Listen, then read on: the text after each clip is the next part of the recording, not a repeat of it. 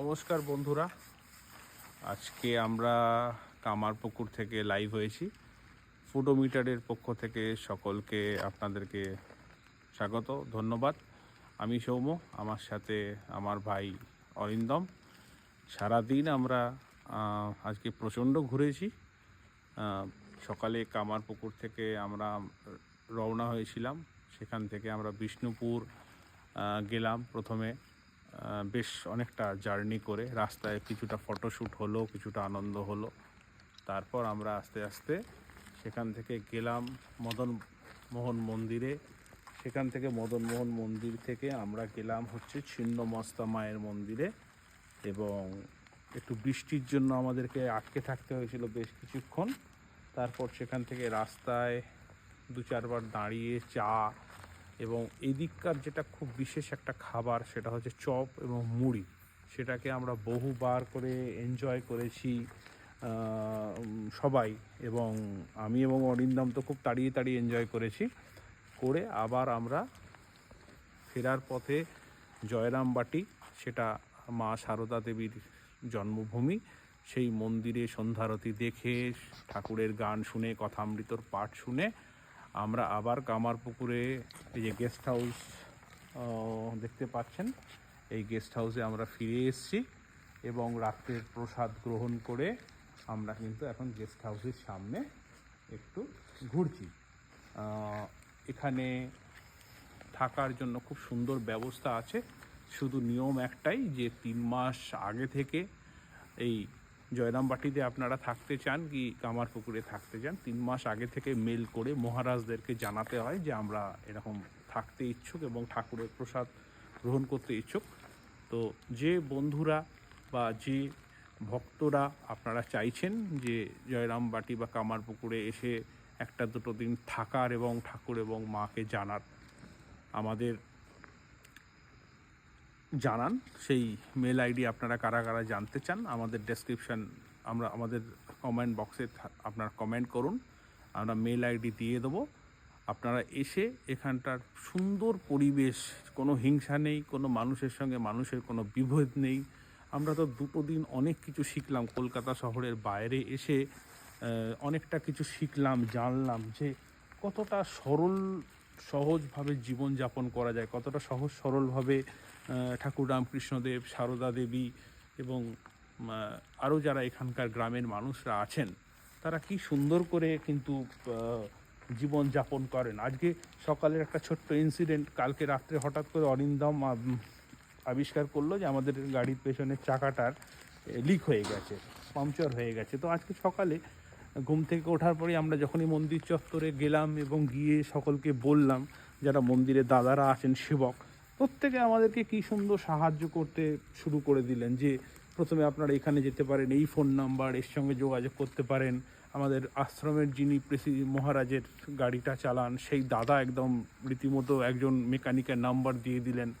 তো যেগুলো হয়তো আজকালকার যুগে পাওয়া খুব দুষ্কর, এতটা সাহায্য, এতটা সহযোগিতা। এখানে যে মানুষকে কিছু জিজ্ঞেস করছি, কিছু একটা মানে আমরা জানি না, জানতে চাইছি, পারলে তারা একদম হাত ধরে আমাদেরকে সে জায়গায় পৌঁছে দিচ্ছেন। অদ্ভুত একটা সুন্দর, অদ্ভুত একটা শান্ত, অদ্ভুত একটা মানে দারুণ পরিবেশের সাক্ষী হয়ে গেলাম আমি এবং অরিন্দম। তো ফুডোমিটারের পক্ষ থেকে আপনাদের সকলকে আরেকবার শুভেচ্ছা ও অভিনন্দন জানাই। এছাড়াও জয়রামবাটি কামারপুকুরের নানা রকমের মিষ্টির সম্ভার, তেলে ভাজার সম্ভার, আরও অনেক কিছু, ঘোড়া, ঠাকুর এবং শ্রী শ্রী রামকৃষ্ণদেবের কথা, মা সারদা দেবীর কথা, সন্ধ্যারতি, সমস্ত কিছু আমাদের আগামী ভিডিওগুলোতে থাকবে। এই ভিডিওয়ে যেটা আমরা দেখাতে চাইলাম সেটা হচ্ছে কামারপুকুরের যে গেস্ট হাউস আছে ঠাকুরের ঠিক মন্দিরের উল্টো দিকটা। আমি যেখানে দাঁড়িয়ে ভিডিও করছি ঠিক তার উল্টো দিকেই ঠাকুরের শ্রী শ্রী রামকৃষ্ণদেবের মন্দিরটা। এখন রাত্রি বলে ঠিকমতো দেখা যাচ্ছে না, আমাদের পরবর্তী ভিডিওগুলোতে আমরা দেখাবো যে ঠিক গেস্ট হাউস আর ঠাকুর রামকৃষ্ণদেবের যে মন্দির, মাঝখানে শুধু একটা রাস্তার ওই পাশটাতেই ঠাকুরের মন্দির এবং এই পাশটাতেই যে গেস্ট হাউসটা। কিন্তু গেস্ট হাউসটা পেতে গেলে একটাই শর্ত, সেটা হচ্ছে যে 3 মাস আগে থেকে আপনাদেরকে নির্দিষ্ট মেল আইডিতে মেল করে জানাতে হবে। মহারাজদের। যদি সেই সময় রুম অ্যাভেলেবেল থাকে মহারাজরা আপনাদেরকে কনফার্মেশন মেল পাঠাবেন। মেল আইডিটা কি আপনারা যারা যারা জানতে চান আমাদের ইনবক্সে লিখে জানান। আমি এবং অরিন্দম ফুডোমিটারের পক্ষ থেকে আপনাদেরকে সেই মেল আইডি জানিয়ে দেবো। আপনারা আসুন এত সুন্দর একটা পরিবেশে, শ্রী শ্রী রামকৃষ্ণ দেবের জন্মভূমি, আর এর পাশেই জয়রামবাটি শ্রী শ্রী সারদা দেবীর জন্মভূমি। দেখুন জীবনটা কত সুন্দরভাবে উপভোগ করা যায়। দাদা, এই গেস্ট হাউসের পার্কিং স্পেসটার ব্যাপারেও বলে দাও কিছু। গেস্ট হাউসের পার্কিং স্পেসটা আপনাদেরকে দেখাতে বলবো অরিন্দমকে। এখানে পার্কিং করা যায়, ফ্রি পার্কিং। এখানে কোনো কিছুই জাস্ট রুমটা নেওয়া সঙ্গে একটা যেটা ডোনেশন ঠাকুরের এইখানে সেইটা ছাড়া, এছাড়া কিন্তু কোনো রকম কোনো চার্জেস নেই। এবং পার্কিংটা ভীষণ সুন্দর, মানে বড় পার্কিং, 5টা পার্কিং, 5টা গাড়ি পার্কিং। ইনফ্যাক্ট এই সাইডটাতেও আমরা এইখানটাতেও রাখা যায়। অরিন্দমকে দেখাতে বলবো যদি এখানেও হয়, এখানেও ছোট গাড়ি ঢুকে যায়। আমাদের অ্যাজামশন বোধহয় এখানে 8-10টা গাড়ি রাখা যায়। এছাড়াও এখান থেকে ঠিক এগিয়ে আমাদের অন্য এপিসোডগুলোতে আপনাদের দেখাবো যে কত বড় আরেকটা পার্কিং আছে। ঠিক এরপরেই একটা SBI কাউন্টার, ATM কাউন্টার আছে। যাত্রীরা যাতে পরিশুদ্ধ জল পান সেই জন্য টাটা সার্চের নিজস্ব আরও বসানো আছে ঠিক ওই জায়গাটা। আর তার পাশেই আছে পার্কিং।